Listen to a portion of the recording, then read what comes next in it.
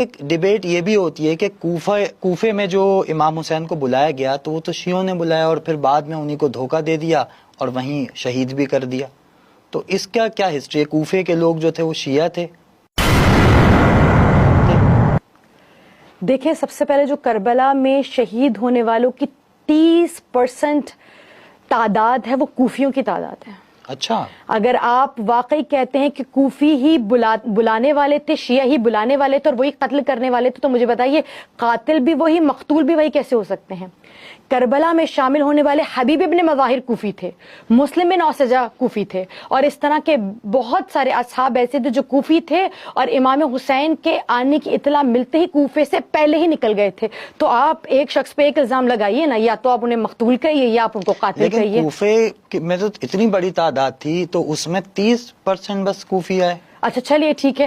سب سے پہلے میں آپ کے اس الزام اور اس غلط فہمی کا ازالہ کرتی جاؤں کہ امام کو بلانے والے سارے شیعہ نہیں تھے. اس وقت شیعہ سنی کے معاملات نہیں تھے، مگر ہاں جو امیر المومنین کے بہت زیادہ فالوورز تھے انہیں شیعان علی کہا جاتا تھا. تو جنہوں نے اسٹیمپ لگا کر بھیجی امام حسین کو بلانے کے لیے، ان میں شیعوں سے زیادہ اہل تسنن کی تعداد تھی، جو یعنی سابقہ خلفائے راشدین کو ماننے والے تھے.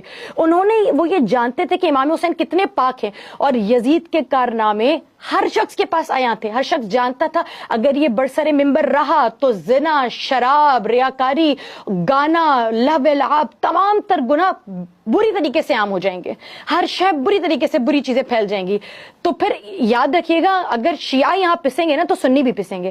اور کوفے کو چھوڑ دیجیے، آپ بار بار کیا کوفے کا تذکرہ کرتے ہیں. اگر کوفے والوں کو کھینچا جائے گا نا تو چلے مان لیتے ہیں کہ اگر کوفے والوں کو آپ قاتل اس لیے کہہ رہے ہیں، گنہگار اس لیے کہہ رہے ہیں کہ انہوں نے امام حسین کا ساتھ نہیں دیا، تو پھر بچے گا مدینہ بھی نہیں، بچے گا مکہ بھی نہیں، بچے گا کوئی عرب کا خطہ نہیں. کیونکہ مدینے والے کہاں تھے کہ جب حسین اعلان کر کے جا رہے تھے، حسین کو یزید دھمکیوں پہ دھمکیاں دے رہا تھا، اور مدینے والے جہاں اصحاب کی اس قدر بڑی تعداد تھی جنہوں نے رسول مبین کو، حضور اکرم کو، خود امام حسین کو اپنے دوش پر سوار ہوتا ہوا دیکھا تھا، خود امام حسین کی قرابت رسول سے جانتے تھے. وہی اصحاب جو یزید کی بیعت کرنے والے ہیں، وہی اصحاب جو حسین کے بار بار اعلان کرنے پر اے مدینے والوں میں مدینہ چھوڑ کے جا رہا ہوں، اے مدینے والوں میں چاہتا ہوں کہ نانا کے دین کو بچاؤ. دانا کے دین کو مسئلہ یزید سے ہے.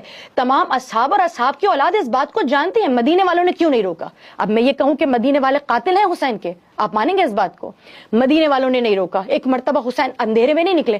حضرت عبداللہ ابن عمر رات کی تاریکی میں اپنے جان کو بچا کر مکے کی طرف چلے گئے کیونکہ یزید کی بیعت نہیں کرنا چاہتے. تو اس کے باوجود 70% اصحاب نے یزید کی بیعت کی. کیا نہیں جانتے تھے یزید کتنا بڑا سفاک ہے؟ آپ مدینے والوں کو کیوں نہیں اٹھاتے اس بارے میں؟ چلے چھوڑیے مدینے والے کو. حضور